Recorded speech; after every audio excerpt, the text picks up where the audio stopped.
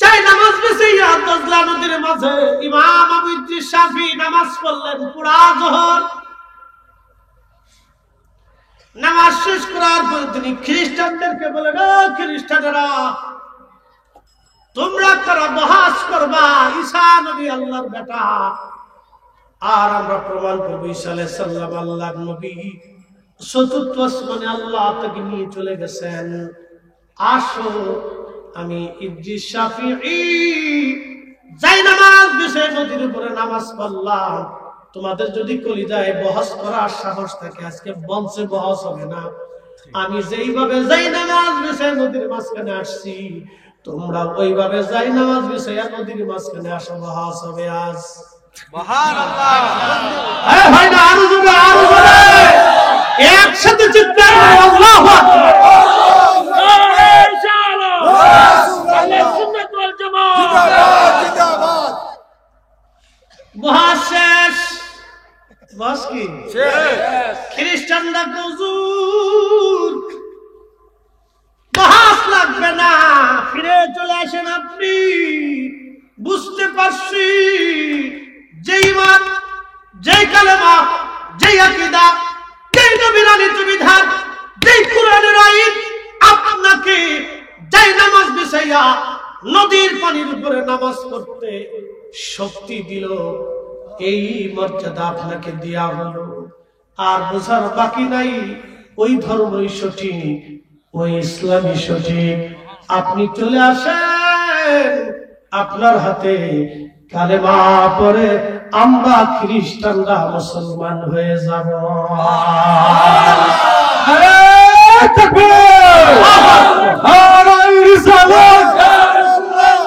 আহলে সুন্নাত ওয়াল জামাত জিন্দাবাদ। ওলি আল্লাহ যেখানে, অপরাধী সেখানে, কুরআন সুন্নাহর আলো হয়ে জ্বালো। তাহলে বিজ্ঞান কি এই বিদ্যা আবিষ্কার করতে পারছে না? আমার রাসূল যেটা দিয়ে গেছে, আল্লিমুকুমুল কিতাবা ওয়াল হিকমা, এই বিদ্যা। এজন্য যদি মাসলা না বুঝেন, দিন যদি না বুঝেন, তাহলে ওলিদের দিকে ফিরে যাবে। এখন নতুন নতুন বহু রাস্তা, পথ, মতবাদ আসতেছে। দেখেন না, অনলাইনে ঢুকলে এখন এই মিয়ারে হক নিয়ে সারা দেশে লিখে গেছে। ঠিক ঠিক। সাহাবে کرام সত্যের মাপকাঠি কি মাপকাঠি এটা নিয়ে বিরাট বড় যুদ্ধ লেগে গেছে। দুই পক্ষই যুদ্ধে লিপ্ত হয়ে গেছে। কিন্তু আমরা সাহাবীদের দোষ তালাশ করব কখনই। কোরআন বলছে কি, আমিনু কামা আমানান নাস, সূরা বাকারার 12 নম্বর আয়াত খুঁজে দেখেন, বেশি দূরে যাওয়ার হবে। আমিনু কামা আমানান নাস, আমার নবীর সাহাবীরা যেইভাবে ঈমান আনছে তোমরা সেইভাবে ঈমান আনো। সমালোচনা তো দূরের কথা, তারা যেইভাবে ঈমান আনছে আমাদেরকে সেইভাবে ঈমান আনতে। একসাথে বলবেন আল্লাহু আকবার। কে বলছে? আল্লাহ। কে বলছে? আল্লাহ। কে বলছে? আল্লাহ। কাফেররা বলল, ক্বালু আনুমিনু কামা আমানাস সুফাহা, আমরা কি নির্বোধ আর বোকাদের মতো ঈমান আনবো? সেদিন কাফেররা সাহাবীদেরকে বোকা বলেছিল, আল্লাহ সাথে সাথে সাহাবীদের সম্মানে জবাব দিয়ে দিলেন, আলা ইন্নাহুম হুমুস সুফাহা। নবীজি, আপনি রাসূলের সাহাবীদেরকে যারা বোকা বলতেছে, নির্বোধ বলতেছে, নবী শুনে নেন, ওরাই বোকা, ওরাই নির্বোধ। কথা কোন ঠিক কিনা? সাহাবীরা হকের উপরে ছিলেন, তারা মানদণ্ড। কথা কোন ঠিক কিনা? প্রিয় উপস্থিতি, কোরআন তাদের জীবনের বিষয়ে সাক্ষ্য দিয়েছে। অতএব এই বাহিরে যাওয়ার আমাদের আর সুযোগ নাই, বাহিরে যাওয়ার সুযোগ আমাদের নাই। প্রিয় বন্ধুগণ আমার, এই জন্য এই বিষয়টা কারো সেনসিটিভ, সতর্ক থাকবে। আমাদের ফিরে যাওয়া লাগবে পূর্ববর্তী আইম্মায়ে কেরাম ওলিদের দিকে। তারা কি বলতেন, কি জানতেন, সাহাবায়ে কেরামের ব্যাপারে তাদের আকীদা কেমন ছিল। বন্ধুগণ আমার, সেনসিটিভ মামলা এটা। অতএব আপনারা এই বিষয় যদি না বুঝেন তাহলে আল্লাহর ওলিদের দিকে ফিরে যাবেন। আমাদের একটাই কথা, সার মাযহাব, সার তরিকা, আইম্মায়ে মুজতাহিদিন, মুতাকাদ্দিমিন, আকীদার ইমামরা যেই পথে চলে গেছেন আমরা সেই পথে চলে যাব। অন্য পথে যাওয়ার আমাদের কোনো সুযোগ নাই, ঠিক কি না? সার তরিকা, সার মাযহাব এবং ইমাম, আকীদার ইমামরা যে রাস্তায় চলে গেছে আমাদেরকে সে রাস্তায় চলে যেতে হবে। কারণ মনে রাখবেন, কোন বেদাতীকে আল্লাহ ওলি বানায় না, কোন শিরকীকে আল্লাহ ওলি বানায় না, কোন বদ আকীদাধারীকে আল্লাহ তার ওলি বানায় না। ওলি আল্লাহ তাকেই বানায় যার ঈমান একেবারে, আকীদা, ঈমান, আমল যার পারফেক্ট থাকে, নির্ভেজাল থাকে। আল্লাহ তার বন্ধু বানায় নেয়, তার জীবনের গুনাহকে মাফ করিয়া, তার গুনাহ থেকে হেফাজত করিয়া আল্লাহ তার মাহফুজ বানায় দেয়। একসাথে জোরে বলা যাবে না মারহাবা? এই কথা মনে রাখতে হবে। প্রিয় উপস্থিতি, আল্লাহ কোরআন কত চমৎকার আমাদেরকে সমাধান দিয়ে দিলেন। আল্লাহু আকবার, আল্লাহু আকবার। এই জন্য সাহাবায়ে কেরামের কোন বিষয়ে আমাদের সমালোচনার সুযোগ নাই, তাদের বিরুদ্ধে যাওয়ার আমাদের সুযোগ নাই। আল্লাহ তারা এতই, আল্লাহ তাদেরকে পবিত্র বানাই দিয়েছিলেন। কোরআন বলছে রাদিয়াল্লাহু আনহুম ওয়া রাদু আন। আমি আল্লাহ তাদের উপরে খুশি, তারা আমি আল্লাহর উপরে খুশি, তারা আমি আল্লাহর উপরে সন্তুষ্ট, আমি আল্লাহ তাদের উপরে সন্তুষ্ট। এই জন্য তাদের জীবন আমাদের অনুকরণীয়, অনুসরণীয়। রাসূল বলছেন, আমার উম্মত তোমরা আমার সুন্নতকে মেনে চলবে, আমার সুন্নাহ মেনে চলবে,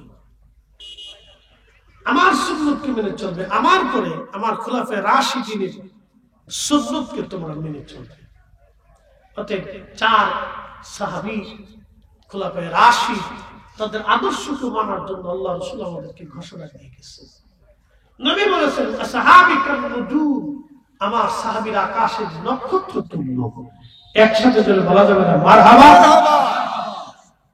প্রিয় উপস্থিতি, এইদিকে আমি যাব না। আমি সামান্য মুক্তসর আলোচনার উপরে আপনাদেরকে কি বললাম আপনারা অবশ্যই বুঝেছেন। প্রিয় ভাইরা আমার, আসেন আমরা মূল আলোচনার দিকে চলে যাই। বলছিলাম আল্লাহ তার রাসূলকে শিখাইলেন, নবী গো আপনি তাদেরকে এই বিদ্যা শিখাবেন এবং হিকমত শিক্ষা দিবেন এবং তাদেরকে পবিত্র বানাবেন। এই জন্য আপনাকে দুনিয়াতে পাঠাইলাম। শুধু এখানে শেষ না, রাসূলকে আল্লাহ আরো কিছু কাজ আঞ্জাম দিয়ে, কিছু কাজ দিয়ে দুনিয়াতে আল্লাহ তার রাসূলকে আরো পাঠিয়েছেন। এগুলি আমরা পরবর্তী আয়াতগুলিতে তাফসীরের দিকে আসবো ইনশাআল্লাহ। একটু দূরে শুয়ে পড়ে আল্লাহুম্মা সাল্লি আলা সাইয়্যিদিনা মাওলানা মুহাম্মাদ ওয়া আলা আলি সাইয়্যিদিনা। তুমি আল্লাহর প্যারা হাবিব, ও নবী তোমার তুলনা নাই কেউ, তোমার মতো আকাশ ভ্রমণ করে নাই কোন পয়গম্বর। আল্লাহুম্মা সাল্লি আলা সাইয়্যিদিনা মাওলানা মুহাম্মদ ওয়া আলা আলি সাইয়্যিদিনা।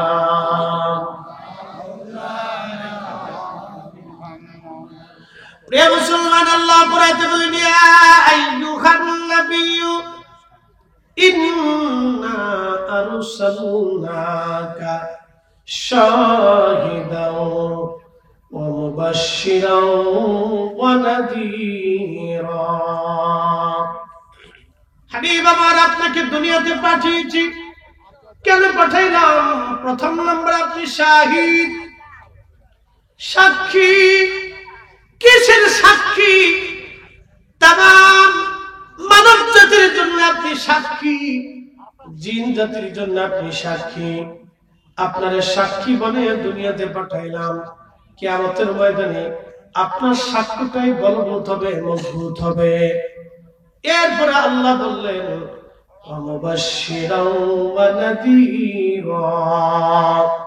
সুসংবাদ দিবেন উম্মতকে, আখিরাতের মুক্তির সুসংবাদ, বিশাল এক জান্নাতের সুসংবাদ আপনি দিবেন।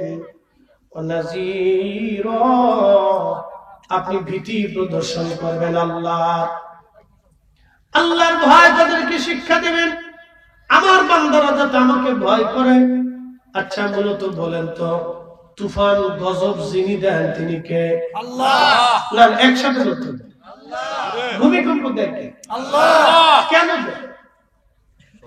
ল্যাংড়া বানায়, বুবা বানায়, খোরা বানায়, এই বানায়, সে বানায়, আগুন ধরায়, এটা করে কারণ কি? কেন? যুহারাল ফাসাদু ফিল বাররি ওয়াল বাহরি বিমা কাসাবাত আইদিন নাস। কোরআন বলতেছে জলে, স্থলে, সাগরে, নগরে, দুনিয়াতে ভূমিকম্প, অনাবৃষ্টি, অতিবৃষ্টি, খরা, সাইক্লোন, দুর্ভিক্ষ, মহামারী, এসব আপদ বিপদ আমি আল্লাহ দেই তোমাদের দু হাতের রুজি। কি কথা বলে? আমাদের রুটি, আমাদের রুজি, আমরা যেটা কামাই করি সেটা আল্লাহ দেয়। কেন দিবে? এটা আমাদের রুজি, রুজি আমরা কামাই করিতেই দিই। রমজান আসতেছে, রমজান আসতেছে, বাংলাদেশের বড় বড় ব্যবসায়িক সমিতি আছে, বড় বড় সারা বাংলাদেশের যত ব্যবসায়িক সমিতি আছে, এই ব্যবসায়িক সমিতির উচিত কি? রমজান আসার পরে অর্থমন্ত্রী, খাদ্যমন্ত্রী, প্রধানমন্ত্রী সহ বাংলাদেশের যারা মূল কেন্দ্রবিন্দুর দায়িত্বে আছে তাদের সামনে তারা পেশ করবে যে মাহে রমজানের 18 কোটি 15 কোটি রোজাদারের কথা চিন্তা করে আমরা ব্যবসায়িক সমিতি এই রমজানে 1 টাকা যেটা লাভ করবো সেটা 8 আনা লাভ করিয়া আমরা বাকি 8 আনা রোজাদারদের সম্মানে, রমজানের সম্মানে আমরা ছেড়ে দিলাম। পণ্যের দাম বাড়ে না কমে? বাড়ে না কমে? অথচ মাননীয় প্রধানমন্ত্রী 15 দিন আগে ধমক দিয়ে রাখা লাগছে যে পণ্যের দাম বাড়াইলে কঠিন শাস্তি দেওয়া হবে। কেন প্রধানমন্ত্রীকে ধমক দিতে হবে? কেন? ব্যবসায়িকরা কি মুসলমান না? তাদের কি আকল জ্ঞান নাই? আমাদের দেশের নাগরিক না? তারা কি বুঝে না? তারা কি গরিব মানুষের অসহায়ত্ব, দরিদ্রতা তারা কি বুঝে না? আমাদের প্রশাসনকে তাদের পিছনে দৌড়াইতে হবে কেন? কেন ভোক্তা অধিদপ্তরকে তাদের পিছনে দৌড়াইতে হবে? নিজেরাই তো রমজানের সম্মানে মুসলমান হিসেবে বলে দিবে মাননীয় প্রধানমন্ত্রী আপনার চিন্তা করতে হবে না। আমরা ব্যবসায়িক সমাজ এটা কঠোর হস্তে নিয়ন্ত্রণ করবো মাহে রমজানের সম্মানে। আমরা যেহেতু মুসলমান তো রমজানের ইজ্জতের কারণে আমরা এই ব্যবসায় এই রমজানটা লাভ করবো। তো মানুষ এদেশে মানুষ পাবেন সব জায়গায় অশান্তি, রমজান আসলে অনেকে চিন্তা করে 2 টাকার জিনিস 6 টাকা কেমন আছে। সারা বছর খেজুরের দাম 200 টাকা, রমজান আসলে 300 টাকা। এত বড় সিটারি বাদ করে আপনি চিন্তা করতে পারবেন? সব আন্তর্জাতিক মানে সিটার।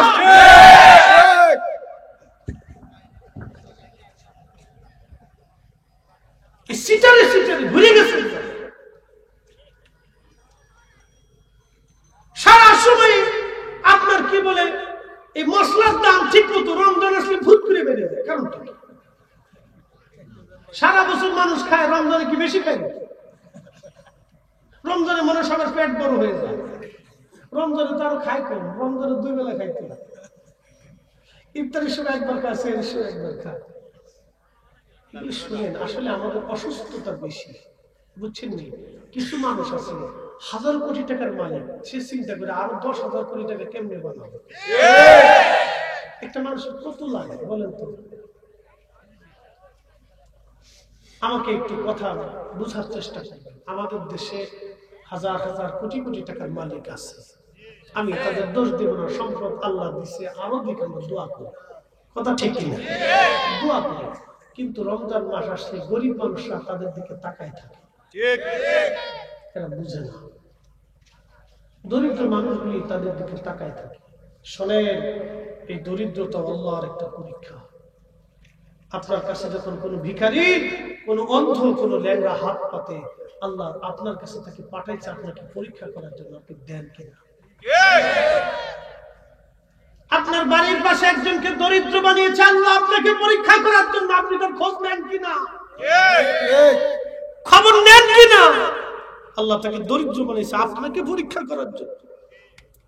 যদি পরীক্ষা আপনি ফেল করেন তো আখিরাতের ময়দানে আপনি জবাব দিতে দিতে জান শেষ হয়ে যাবে।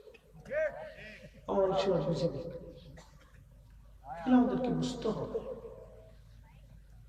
ধর্ম শুধু এটা না যে আপনি খালি মসজিদ থেকে নামাজ পড়ে চলে আসছেন, ঢুকলেন না নামাজ পড়ে চলে আসলেন, বিষয়টা এরকম না। আমার রাসূল আমাদেরকে যাহা যাহা শিখিয়েছেন, রাসূল কারীমের যে স্বরূপম আদর্শ এবং চরিত্র সুন্নাহ, আমাদেরকে এগুলি মেনে মেনে চলতে হবে, কথা কান ঠিক কি? প্রিয় উপস্থিতি, আল্লাহ বলেন হাবিব আপনাকে দুনিয়াতে পাঠিয়েছে, আরো একটা কাজ করবেন আপনি। কাজটা কি?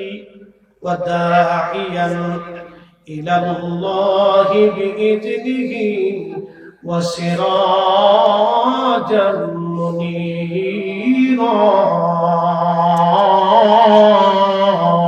আল্লাহু আকবার। আপনি আল্লাহর দিকে মানুষদেরকে ডাকবেন। কার দিকে ডাকবেন? আল্লাহর দিকে মানুষদেরকে ডাকবে। রাসূলের কাজ ছিল উম্মতকে আল্লাহর দিকে ডাকা।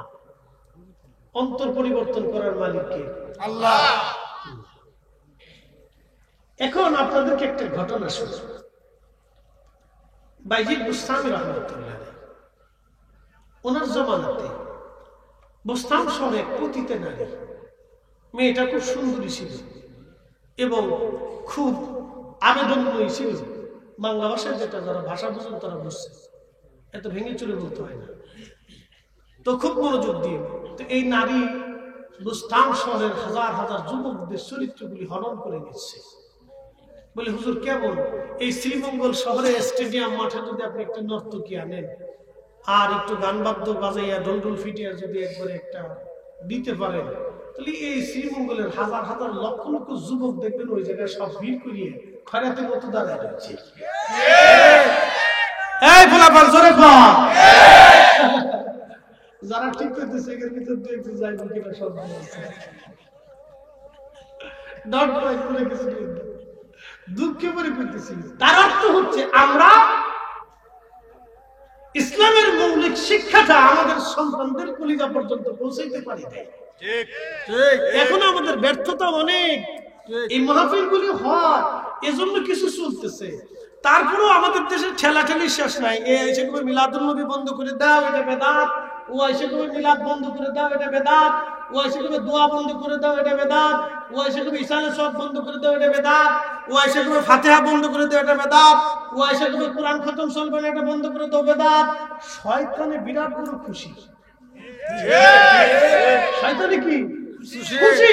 বিরাট খুশি। কেন আর টুপিওয়ালারাই কাম ছেড়ে দিতেছে, আমারও দরকার নেই। শয়তানের টুপিওয়ালারাই কাম ছেড়ে দিতেছে, আমারও দরকার নেই। তারা মিছিল 20 টাকা তো মনে করছে 8 টাকা। শয়তানে বিরাট বড় খুশি। কেন দুলাভাই থাকতে আমার আর কোনো চিন্তা নেই। উনি শাইখে ইসরায়েল থেকে আসছে। রাত্রে যাও, দু একজন মুসলমান মসজিদে ঢুকবে, তাও একজন ফতোয়া দিয়ে ফেলছে যে একবারে মসজিদে থাকার থেকে বেশ সেখানে গেলে ভালো হয়। ঢাকাতে একটা মামলা দিয়ে আসছে কায়দা মতো, জজ কোর্টে। ঢাকা বারের সেক্রেটারি হিসাব ছিল, উনি উপস্থিত ছিল, উনি নিজে দিচ্ছে। এটা একটা শাস্তি করার দরকার, এগুলো শয়তান। খুব মনোযোগ দিয়ে এগুলো দুষ্ট পুষ্ট যে দেশ ভরে গেছে। এখন আমার বক্তব্যটা বলে হুজুর আপনি এটা পক্ষে কেন? পক্ষে বুঝেন, আপনি যদি সারা বাংলাদেশে 5 বছরের জন্য মাহফিল বন্ধ করে দেন, দোয়া বন্ধ করে দেন, ফাতিহা বন্ধ করে দেন, মিলাদ বন্ধ করে দেন, মিলাদুন নবীর মাহফিল বন্ধ করেন, তাফসীর মাহফিল বন্ধ করেন, সম্মেলন বন্ধ করেন, পীর মাশায়েখদের দরবারে আসা যাওয়া বন্ধ করে দেন, 5 বছর পরে দেখবেন আমার দেশের মেয়েরা হাফ প্যান্ট পরে রাস্তা দিয়ে হাঁটতেছে। এখনই আপনার প্যান্ট কেড়ে নিছে, শার্ট কেড়ে নিছে, গেঞ্জি কেড়ে নিছে, কদিন পরে জাঙ্গিয়া খুলে লইছে। বুঝতে পারছেন? এখনই প্যান্ট পরা ধরছে, জিন্সের প্যান্ট পরে রাস্তা দিয়ে বেরিয়ে হাঁটতেছে। সেই মঙ্গলে কত দেয়া যায়? যা 30 বছর আগে, 20 বছর আগে আপনি কল্পনাও করেন না। 20 বছর আগে আপনি কল্পনা করেন না যে এটা হবে। 20 বছর পরে সেটা হয়েছে। আগামী 20 বছর পরে এটা কি হবে আপনি খালি কল্পনাটা আনেন। ফরিদি সব বলে গেছে। এজন্যই আমাদের ঘরে ঘরে মিলাদ চালু করতে হবে। এজন্যই ঘরে ঘরে মাহফিল দিতে হবে, এলাকায় এলাকায় মাহফিল দিতে হবে। মিলাদুন নবীর মাহফিল চলবে। যেটা বন্ধ করতে আসবে বুঝবেন ওটা শয়তানের কাজ।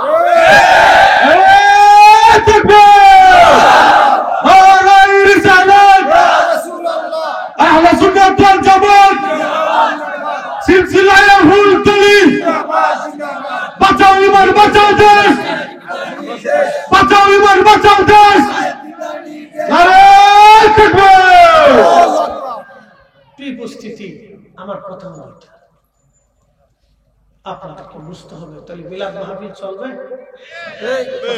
চলবে, চলবে। চেয়ারম্যান সাহেব আসছেন, আমি 5 মিনিটে শেষ করে দিচ্ছি। খুব মনোযোগ দিয়ে কথাটা, না না এটা গুরুত্বপূর্ণ কথা, একটু খুব মনোযোগ। আমি অনেক সময় কথা বলতেছি, আল্লাহ 6:30 শুরু করছি, অনেক লম্বা বলছি। মেম্বার সাহেব হয়তো চিন্তা ছিল যে ফরিদি সাহেব মনে ঘন্টা খানিক করে ছেড়ে দিয়েছে। না, আমার আদত হলো মানুষ আমাকে খুব আদর করে দাওয়াত করে। আমার আদত হলো মানুষ আদর করে দাওয়াত করে এবং পরিশ্রম করে, এবং আমার কিছু মোটা অঙ্কের হাদিয়াও তারা দেয়। তা আমি যদি কিছু লম্বা কথা না বলি তাহলে এটা হক আদায় হবে না।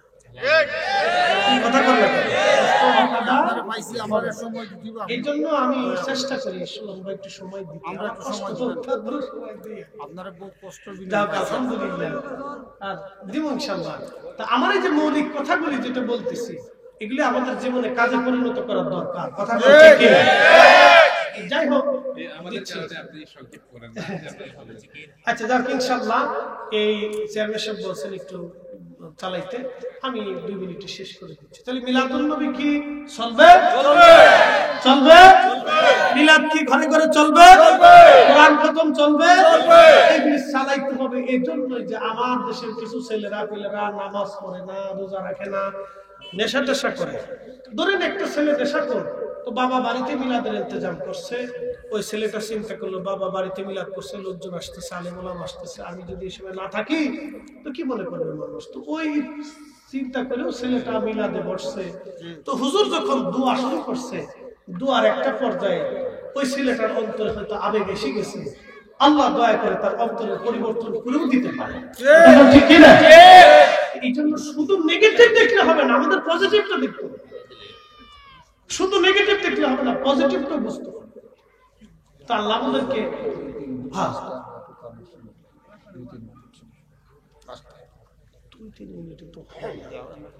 আচ্ছা তো ঠিক আছে ইনশাআল্লাহ। তা আল্লাহ আমাদেরকে কবুল করুক, সকলে বলেন আমিন। কামাল ভাই এখনো জিন্দা আছেন। কয়েকদিন আমাকে বললেন, ভাইজান আমার জীবনে একটা বাস্তব ঘটনা হলো এটা। তিনি বলতেছেন, আমি দেখলাম মস্ত বড় একটা বাঘ, 2টা বাঘ সামনে। আমি ঘামে শক্ত হয়ে গেলাম, ঘামে ভিজে গেলাম, আমার শরীরহীন হয়ে আসতে লাগলো। আমি গাড়ি দাঁড়া করাইলাম, সাহেব বললেন দাঁড়াও। আস্তে করে দরজা খুলিয়া সাহেব নেমে গেলেন। আমি সাহেবকে বললাম, সাহেব অনেক বড় বাঘ, আপনি নামবেন না?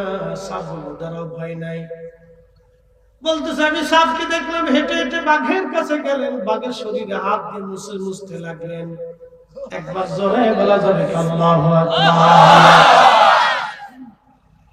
উনি আসেন জিন্দা, আপনি যা জিজ্ঞেস করবেন, উনি জিন্দা আছে, যা জিজ্ঞেস করবেন। তো সাপ বাঘের গায়ে হাত দিতে বলাইতে লাগলেন। ফুলতলি রাহিমাহুল্লাহ তিনি বাঘের পিঠে হাত দিয়ে বুলাইতে লাগলেন। খালি আশ্চর্য হয়ে গেলাম, গাড়ির লাইট জ্বলতেছে, বাঘের সাথে সাথে হুজুর চলে গেলেন। 40 মিনিটের মতো, উনি বললেন প্রায় 40 মিনিটের মতো পরে সাহেব কেবলা আসলেন। আমার শরীর ঠান্ডা হয়ে গেল, আমি ভয় পাইতে লাগলাম, আহারে মানুষের মাছ থেকে সাপরা আমি নিয়ে আসছি, সবাই জানে কামাল সাপরে নিয়ে গেছে, এখন সাপ যদি বাঘের আক্রমণে মারা যায় তাহলে মানুষ আমাকে মেরে ফেলবে। মানুষ কি বলবে যে আমি সাপকে মেরে ফেলেছি। উনি চিন্তায় পেরেশানিতে সমস্ত শরীর ঘামে ভিজে গেছে। কিছুক্ষণ পরে ওই দুই বাঘ সহ হুজুর কেবলা আবার আসলেন। একসাথে বলবেন আল্লাহ। উনি বলতেছেন হুজুরকে দিয়ে বাঘ চলে গেল, সাপ আমার গাড়ির উপরে এসে বসলেন। এত সুন্দর সুঘ্রাণ, এতই চমৎকার সুঘ্রাণ গাড়ির মধ্যে লেগে গেল। উনি বললেন 3 বছর পর্যন্ত আমার গাড়িতে কোনো পারফিউম ইউজ করা লাগে নাই, 3টা বছর পর্যন্ত ওই সুঘ্রাণ আমার গাড়ির মধ্যে ছিল।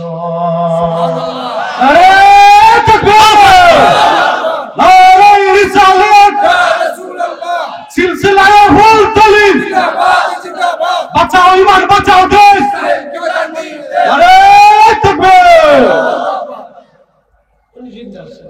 জিজ্ঞেস করতে পারে, আমি কোন অলির নামে বানাইয়া কারামত বলি না, এটা আমার আদতের বাহিরে। কিয়ামতের ময়দানে আমার জবাবদিহিতা আছে। উনি বলছেন সেই জন্য বলছি। আল্লাহ। তুমি জিজ্ঞেস করলেন যে সাপ এরা কারা? তো সাপ বললেন এরা বহুদিন ধরে আমার দাওয়াত দিতেছে কিন্তু সুযোগ পায় না, আজকে আমার পাইয়া তারা দাওয়াত করে লয়ে গেছে। শুনেন, আপনি যদি আল্লাহর হয়ে যান, আল্লাহ আপনাকে ভালোবাসবে। বান্দা যখন আল্লাহকে মহব্বত করে, আল্লাহ বান্দাকে ভালোবাসে। শুধু আল্লাহ ভালোবাসে না, তামাম মাখলুককে ভালোবাসতে আল্লাহ হুকুম প্রদান করে। তখন সৃষ্টি তাকে মহব্বত করে। শোনেন, আমার আপনার অন্তরে আমার প্রতি মহব্বত আমি ইচ্ছা করলে বানাইতে পারবো না। কথা কন না, পারবো? যদি আল্লাহ দয়া করে না দেয়, এটি বিশ্বাস সত্য। আমার প্রতি মহব্বত আপনার অন্তরে আমি দিতে পারবো না যদি আল্লাহ দয়া করে না দেয়, এটা অসম্ভব। অসম্ভব। আল্লামা সাহেব কেবলা ফুলতলি রাহিমাহুল্লাহ জীবনের একটা ছোট্ট ঘটনা আপনাদের সাথে শোনাইলাম। উনি এখনো জিন্দা আছে। কামাল ভাই অত্যন্ত ভদ্র মানুষ, খুব অলিপ্রিয় মানুষ। ওনার কাছে জিজ্ঞেস করে দেখবেন যে ফরিদি সাহেব কথাটা বলছেন সত্য কিনা। প্রিয় উপস্থিতি, হাজিরিন, এই কথাটা কেন বললাম? আজও পর্যন্ত বিজ্ঞান এই বিদ্যা আবিষ্কার করতে পারে না এই যে পশু পাখির সঙ্গে এই পশু পাখির ভাষা বিজ্ঞান আজও পর্যন্ত আবিষ্কার করতে পারে নাই। কি কথা কেন কেন পারছে? পারে নাই। এই বিদ্যাটা আল্লাহ রাসূলের কদম মোবারক থেকে আসে। ওয়া ইউআল্লিমুকুম মা লাম তাকুনু তা'লামুন। উম্মত যেটা জানে না আপনি সেটা জানাবেন। একসাথে বলবেন আল্লাহু আকবার। এখন উম্মত জানতে হলে কি করতে হবে? আল্লাহর কোরআনের পরিপূর্ণ আইনে তাকে আসতে হবে। কি কথা কন না কেন? রাসূল কারীমের পরিপূর্ণ সুন্নাতে আসতেই হবে, নতুবা সে এই বিদ্যা হাসিল করতে পারবে না। পারবে না? জোরে বলেন, পারবে? পারবে না, কখনোই অসম্ভব। কারোর মধ্যে যদি শরীয়ত না থাকে, সে যদি আকাশ দিয়ে উড়ে, তাকে বিশ্বাস করা যাবে না। অবশ্যই মনে রাখতে হবে। প্রিয় উপস্থিতি, হাজিরিন, কথাগুলি শুনে যাবে না, জরুরি কথা। শুধু এখানে শেষ না। হযরত ইয়ামানি মুজাদ্দিদ রাহমাতুল্লাহ আলাইহি যায় নামাজ দিয়ে নদী পার হইলেন। আজ পর্যন্ত বাংলাদেশের কোন বিজ্ঞানী এই বিদ্যা আবিষ্কার করতে পারে না। কি কথা কন না কেন? বন্ধু আমার, একটা ঘটনা না বললেই নয়। পৃথিবী বিখ্যাত বাদশা ছিলেন হযরত হারুন রশিদ রাহমাতুল্লাহ আলাইহি, আব্বাসীয় খলিফা। মুসলিম মিল্লাতের অত্যন্ত একজন প্রভাবশালী এবং খুব ভদ্র এবং আশিক রাসূল একজন বাদশা ছিলেন। তিনি হযরত খলিফা হারুন রশিদ রাহমাতুল্লাহ আলাইহির জমানাতে আল্লাহু আকবার খ্রিস্টান রোম সাম্রাজ্য থেকে একটা চিঠি আসলো। চিঠির মধ্যে লেখা, বাদশাহ খলিফাতুল মুসলিমিন হারুন রশিদ, আপনার রাজদরবারের ভিতরে সাম্রাজ্যের সাথে আমাদের সাম্রাজ্যের একটা বহস হবে, বিতর্ক। বিতর্ক কি? আপনারা বলেন ঈসা আলাইহিস সালাম আল্লাহর নবী, আর আমরা বলি ঈসা আলাইহিস সালাম আল্লাহর বেটা। আল্লাহর বেটা আছে না? ছেলে আছে না? কুল হুয়াল্লাহু আহাদ, আল্লাহ এক। জোরে বলেন এক। স্রষ্টা এক, মালিক এক, খালিক এক, রাজ্জাক এক, রহিম এক, রহমান এক, করিম এক, সত্তার এক, গফুর এক, গফফার এক।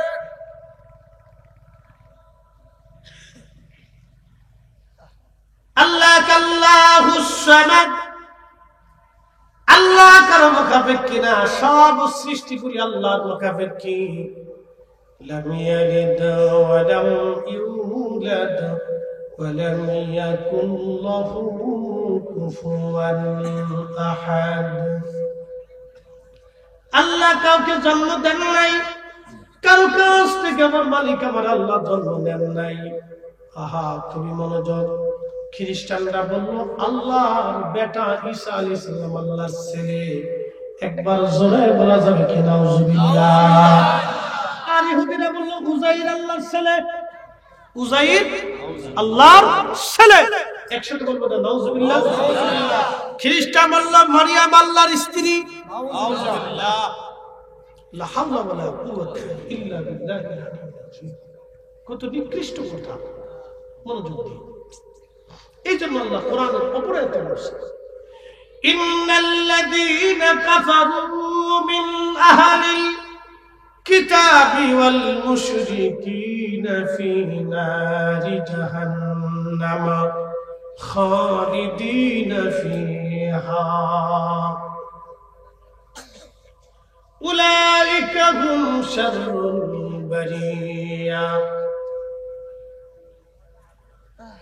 রব্বে কারীম আল্লাহ বলতেছেন, নিশ্চয় যারা কাফির, মিন আহলিল কিতাব, আহলুল কিতাব যারা, আহলুল কিতাব, আহলুল কিতাব কারা?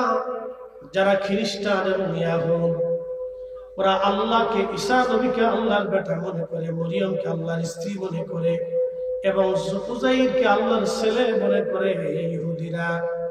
এই ইহুদিরা হলো আহলুল কিতাব।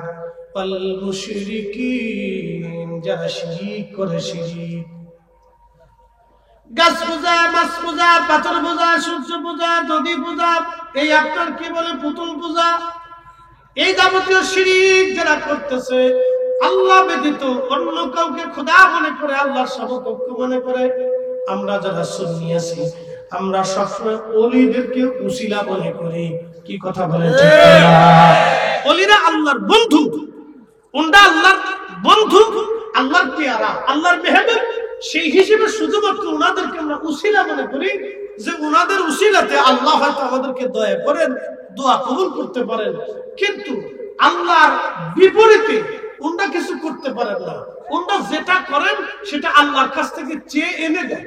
ওনরা আল্লাহর কাছ থেকে চান, আল্লাহর কাছ থেকে চেয়ে এনে দিতে পারেন। যেহেতু ওনরা আল্লাহর বন্ধু, ওনাদের হাতকে আল্লাহ কবুল করেন। এটা সহিহ বুখারীর কিতাবুর রিকাকে রাসূল বলেন, ওয়া ইন সাআলানি লা উতিয়াতনাহু।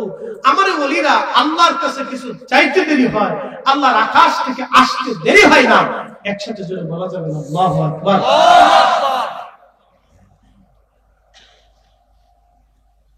প্রিয় উপস্থিতি, খুবই মনোযোগ।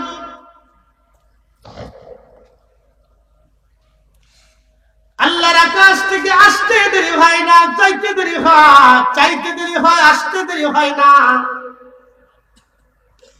এই জন্য আল্লাহর ওলিদেরকে আমরা উসিলা মনে করি এবং তাদের কাছ থেকে দোয়া চাই। তাদের কাছ থেকে আমরা আমাদের অসুবিধার কথাগুলি ব্যক্ত করি, তারা আল্লাহর কাছে দোয়া করেন, হয়তো আল্লাহ দয়া করেন দোয়ার কারণে।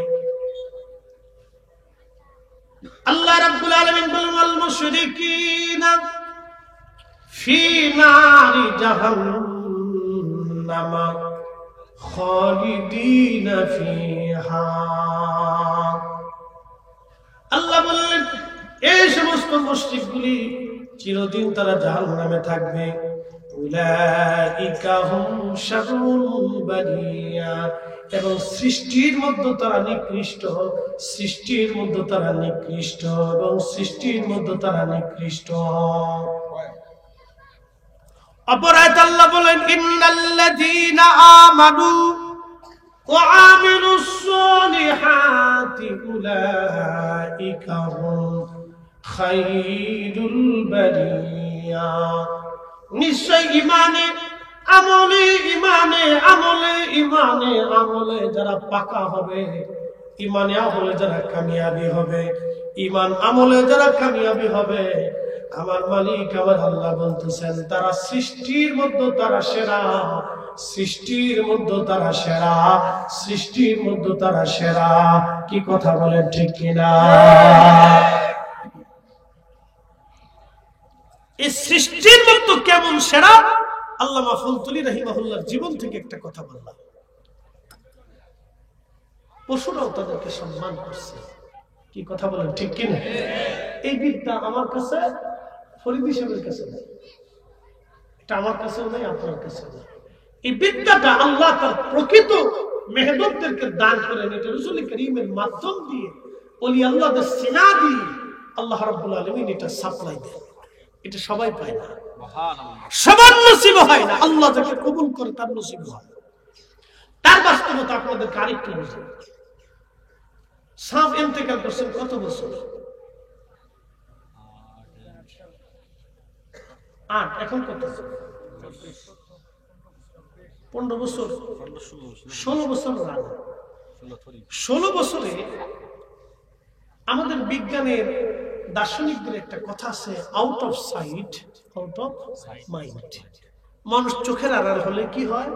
মনের আড়াল হয়ে যায়। একটু বুঝেন তো, 16 বছরে এই জমিনের লক্ষ লক্ষ কোটি কোটি মানুষের মনের আড়াল কিন্তু সাফ হন নাই। কথা বলেন না? কারণ কি? উলাইকা হুম খায়রুল বারিয়া, তারা ইমানে আমলে পাকা হয়ে গেছে।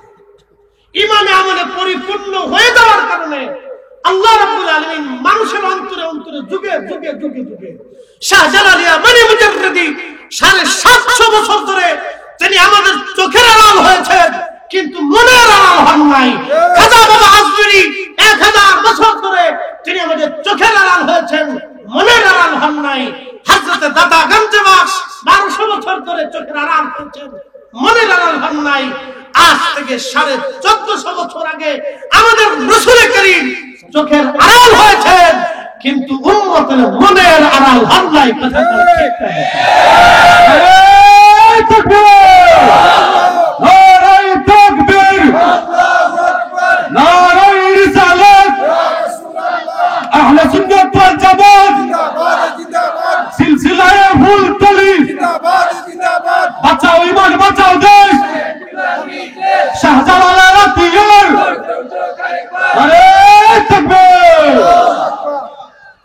আমার ব্যাখ্যা কি ভুল হয়েছে? না, ভুল হয়নি, যুক্তিপূর্ণ কথা বলেছি, কারণ এটা কোরআনের নির্দেশনা, আমার কিছু নাই। উলাইকা হুম খায়রুল বারিয়া, সৃষ্টির মধ্যে তারা সেরা। আমরা বানাই না, আমরা ভোট দিয়ে অলি বানাইতে পারি না। অলি আল্লাহ যাকে মঞ্জুর করেন তিনি অলি হয়ে দুনিয়াতে আসেন, অলি হয়ে তাকে আল্লাহ দুনিয়ার থেকে আল্লাহর কাছে নিয়ে চলে যান। প্রিয় উপস্থিতি, রোম থেকে চিঠি আসছে, তোমরা প্রমাণ করবে ঈসা আলাইহিস সালাম আল্লাহর নবী, আর আমরা প্রমাণ করবে ঈসা আল্লাহর বেটা, আল্লাহর সন্তান, আল্লাহর ছেলে। খলিফা হারুন রশিদ রাহিমাহুল্লাহ চিন্তায় পড়ে গেলেন, এত বিরাট বড় মহান দুই সাম্রাজ্যের হবে, কারণ তারা চ্যালেঞ্জ শুনে দিছে। অবশ্যই তাদের ভিতরে অনেক বড় তর্কবিদ আছে। তর্ক কিন্তু সবাই করতে পারে না, বহাস কিন্তু সবাই পারে না। বড় আলেম হইলে যে বহাস করে তা কিন্তু না, তর্ক করার লোক আলাদা। বিতর্ক করার লোক কিন্তু আলাদা। আচ্ছা, আপনাদের দেশে যে বিয়ের সময় আগে গেটে তর্ক করতো না? আমাদের এলাকায় আগে লোক ভাড়া করে নিত, ঝগড়া করার লাগে, বুঝছেন? কি করতো? লোক ভাড়া করে নিত। এই বিয়ের গেটে এই কন্যা পক্ষের সাথে বর পক্ষের দেখবেন যে খুব তুমুল ঝগড়া হয়। আর আমাদের অঞ্চলে আগে এটা একটা সংস্কৃতি ছিল আর কি, যদিও এগুলি ঠিক না, তারপরে একটা সংস্কৃতি আমাদের দেশে এটা বহুদিন ধরে চলমান। তো বিয়ের গেটে তর্ক বিতর্ক হয়, আপনারা কেন আসছেন, কি জন্য আসছেন, কই যাইতেছেন, এটা একটা আনন্দ। আবার দেখা যায় আনন্দ করতে যায় আবার কিলিকিলিও লাগে। কি কথা বলেন? বিরাট বড় মারামারি, বিয়ের আসর ভাঙ্গেও যায়। এই জন্য এই সমস্ত প্রথা আমাদের ঠিক না। এগুলি তর্ক বিতর্কতে শয়তান সুযোগ খুঁজে। তো যাই হোক, আগে এগুলি খুব ছিল। দেখা গেছে গ্রাম অঞ্চলে ইংরেজি যারা জানতো, ইংরেজি তো ঠিক মতো পারতো না, গরুর রচনা করতে থাকতো। বিরাট বড় গরুর রচনা, বিলের রচনা ইংরেজিতে মুখস্থ করে 2-4 গদ্য 8-10 পৃষ্ঠা মুখস্থ করে খালি কইতেছে তো কইতেছে, কইতেছে তো কইতেছে, কেউ টানে না। হেউকায় হেউকায় হেউকায় হেউকায় দুজনই রচনা চালাইতেছে। তো বুঝতে পারছেন? তো এইরকম সিস্টেম আগে ছিল, এখন এগুলি কমে গেছে। তো তর্ক করার লোক কিন্তু আলাদা, সবাই কিন্তু তর্ক করতে পারে না। তর্ক বিতর্ক বাহাসের জন্য লোক আলাদা, এগুলি আলাদা। এই কিছু বুজুর্গদের জন্য শরীফ যারা, তারা এগুলো পারে না, এগুলো আলাদা বিষয়। তো খলিফা খুব চিন্তায় পড়ে গেলেন, এই তর্ক বাহাসে কাকে মুনাজির হিসেবে নিয়োগ দিবেন, উনি আর দিশা পাচ্ছেন না। তো এমন সময় উজির আজম ডাক দিয়ে বলেন, খলিফা চিন্তার কোনো কারণ নাই, আমাদের ফিলিস্তিনে একজন অনেক বড় আলেম আছেন, তার নাম ইমাম আবু ইদ্রিস আশ-শাফি রাহিমাহুল্লাহ। একবার জোরে বলা যাবে কি মারহাবা? ইমাম আবু ইদ্রিস আশ-শাফি অনেক বড় যুক্তিবাদী এবং অনেক বড় তর্কবিদ, অনেক বড় আলেম, অনেক বড় যুক্তিবাদী।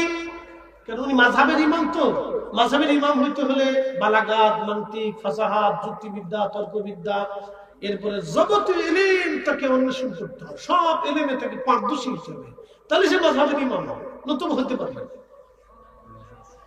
যেহেতু উনি মাযহাবের ইমাম, তর্কবিদ্যা থেকে শুরু করে সমস্ত বিদ্যায় তিনি পারদর্শী, ওনাকে নিয়োগ দেওয়া হয়।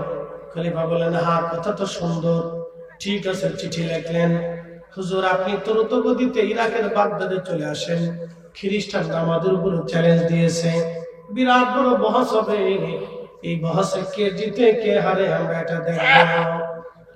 এখন আমি সারা মুসলিম মিল্লাতে আপনি ছাড়া কাউকে যোগ্য মনে করতেছি না, এটা মুসলমানদের ইজ্জত, আপনি তাড়াতাড়ি আসেন। এটা মুসলমানদের একটা অনেক বড় ইজ্জত, আপনি তাড়াতাড়ি আসেন।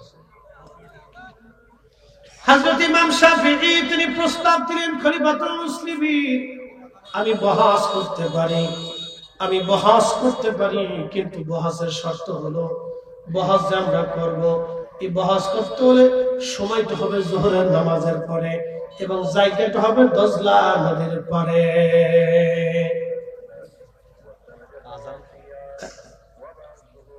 পাশের মসজিদ আছে এটা, এখানে এটা কি আজান দিবে এখন? না, এটা তো পরে।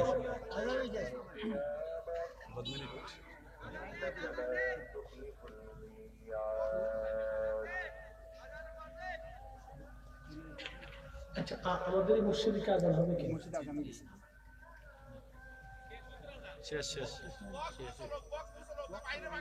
আচ্ছা, 1 মিনিট, আমাদের ওই বাহিরের জামাত হলো 8:45 না? 8:45 যদি হয় তাহলে 2 মিনিট আগে বন্ধ করে দিই। হ্যাঁ, বাইরে মাইকটা 2 মিনিট, আরো 5 মিনিট পরে বন্ধ করে দিই, আবার 10 মিনিট পরে দিয়ে চালু করলে বাইরে ঠিক আছে। দৃশ্যে বলি আল্লাহুম্মা সাল্লি আলা সাইয়্যিদিনা মাওলানা মুহাম্মাদ ওয়া আলা আলি সাইয়্যিদিনা মাওলানা মুহাম্মাদ। তুমি আল্লাহর প্যারা হাবিব, और नबी तुम्हारा तुलना नहीं केवा, তোমার মতো আকাশ ভ্রমণ করেনি কোন পয়গম্বর। আল্লাহুম্মা সাল্লি আলা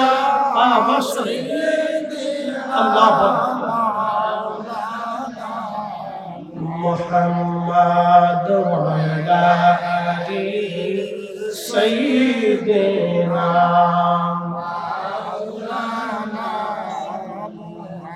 একটু জিকির করি লা ইলাহা ইল্লাল্লাহ, লা ইলাহা ইল্লাল্লাহ, লা ইলাহা ইল্লাল্লাহ, হাসবি রাব্বি জাল্লাল্লাহ, মা ফি কলবি গায়রুল্লাহ। আহা নূর মুহাম্মদ সাল্লাল্লাহু, বলি নূর মুহাম্মদ সাল্লাল্লাহু, বলি লা ইলাহা ইল্লাল্লাহ, লা ইলাহা ইল্লাল্লাহ, লা ইলাহা ইল্লাল্লাহ, লা ইলাহা ইল্লাল্লাহ, মুহাম্মাদুর রাসূলুল্লাহ সাল্লাল্লাহু আলাইহি ওয়াসাল্লাম। খলিফা হারুনুর রশিদ চিঠি পাঠিয়ে দিলেন হযরত ইমাম আবু ইদ্রিস আশ-শাফি রাহিমাহুল্লাহর কাছে। চিঠিখানা পাওয়ার পরে তিনি আরেকটা চিঠি লিখলেন, খলিফা আমি রওনা দিচ্ছি, কিন্তু শর্ত হলো ওই জায়গাটা হবে দজলা নদীর পারে এবং সময়টা হবে যেন যোহরের নামাজের পরে। আপনি আয়োজন করেন, আমি আসতেছি। বহাস হবে খ্রিস্টানদের সঙ্গে আমাদের, দেখি কারা হক আর কারা বেহক। দিন তারিখ নির্দিষ্ট হয়ে গেল। রোম দেশ থেকে বড় বড় মুবাহিস যারা ছিলেন, তর্কবিদ, বড় বড় যুক্তিবেদী এবং দার্শনিক যারা ছিল, তাদের ধর্মের বড় বড় পণ্ডিতদেরকে তারা পাঠায় দিল বহর করে। ইরাকের বাগদাদে তারা উপস্থিত। আল্লাহু আকবার। দিন তারিখ নির্দিষ্ট হয়ে গেল। খলিফা হারুনুর রশিদ রাহমাতুল্লাহ আলাইহি দজলা নদীর পারে বিরাট বড় ইন্তজাম করলেন। সময়টা যোহরের নামাজের পরে। বিরাট বড় বহাজ দেখার জন্য লাখে লাখে মানুষ আসছে। এত বড় বহাজ দুই সাম্রাজ্যের মধ্যে। ইসলাম নিয়ে হযরত ঈসা রূহুল্লাহকে নিয়ে বহাজ হবে। আমরা মুসলমানরা বলি তিনি আল্লাহর নবী, চতুর্থ আসমানে আল্লাহ তার জিন্দা নিয়ে চলে গেছেন। খ্রিস্টানরা বলে তিনি আল্লাহর বেটা, তিনি নিহত হয়েছেন, তিনি মারা গেছেন। দেখছেন নি এরা কত বড় নিকৃষ্ট আকীদা। আল্লাহর বেটা আবার মরেও গেছে। আল্লাহর বেটা মরে, আল্লাহর বেটা আছে, কত বড় ভুল লক্ষ্য করে। তো আল্লাহর বেটা মরে গেছে, তাদের আকীদা তিনি মরে গেছেন। মুসলমানরা প্রমাণ করবে না তিনি আসমানে চলে গেছে। আচ্ছা, এখন আমরা তাদেরকে কি করে বুঝাবো যে তিনি আসমানে চলে গেছেন? কোন দলিলে বুঝাবো? কেউ যদি দলিল না মানে তাহলে তো জোর করে মানানো যায় না। কি কথা কর না, জোর করে মানানো যাচ্ছে। তো তারা বলতেছে এই দলিল সেই দলিল দিলে তারা মানে না, তো না মানলে জোর করে কেমনে মানাবে? তো বিষয়টা অত্যন্ত জটিল। ইমাম আবু ইদ্রিস আশ-শাফি রাহিমাহুল্লাহ তিনি আসছেন। দেখেন ওলিদের বহাস কেমন। তিনি ধীরে ধীরে বহাস স্থানে আসার পরে হযরত ইমাম আবু ইদ্রিস আশ-শাফি রাহমাতুল্লাহি আলাইহি যোহরের নামাজের পরে আসলেন। খলিফাকে বলেন, খলিফা যোহরের নামাজের সময় স্থানটা দজলা নদীর পারে, লাখে লাখে মানুষ বহাস দেখার জন্য উপস্থিত হয়েছে। খলিফাতুল মুসলিমিন হারুনুর রশিদ বসে আছেন। রাজ দরবারে জ্ঞানী গুণী পণ্ডিত আলেম ওলামা এবং খ্রিস্টানরা তাদের মিশনারিরা থেকে শুরু করে বিরাট বড় মঞ্চ, হাজার হাজার লক্ষ লক্ষ মানুষ এই বহাসের সামনে উপস্থিত। ঠিক এমন সময় খলিফাতুল মুসলিমিন হারুনুর রশিদ রাহমাতুল্লাহি আলাইহিকে ইমাম আবু ইদ্রিস আশ-শাফি রাহমাতুল্লাহি আলাইহি বললেন, হুজুর আপনি খলিফা আমাকে একটা জায়নামাজ দেন, আমি যোহরের নামাজ পড়ে নেই, তারপরে বহাস করব। যাই নামাজ খানানি ইমাম আবু ইদ্রিস আশ-শাফি রাহমাতুল্লাহি আলাইহি দজলা নদীর পানির মধ্যে যাই নামাজ বিছাই দিলেন। যাই নামাজ বিছাইয়া ওই যাই নামাজের চড়িয়া ইমাম আবু ইদ্রিস আশ-শাফি নামাজ পড়া শুরু করে দিলেন। তিনি নামাজ পড়তে লাগলেন।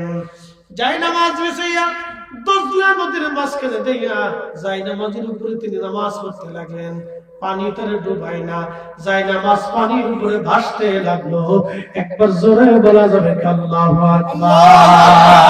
নারে তাকবীর, আল্লাহু আকবার, নারে রিসালাত, হযরত মাওলানা মুফতি জহিরুল ইসলাম ফরিদী সাহেব জিন্দাবাদ জিন্দাবাদ। তেলের গাড়ি তেলে চলে,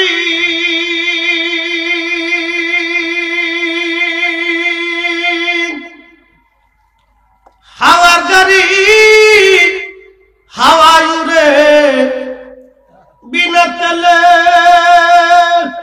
চালায় গাড়ি নবী সুলাইমান।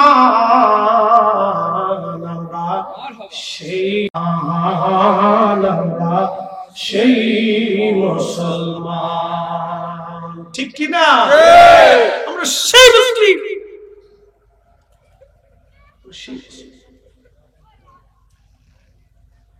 প্রিয় উপস্থিতি, খুবই মনোযোগ দেন।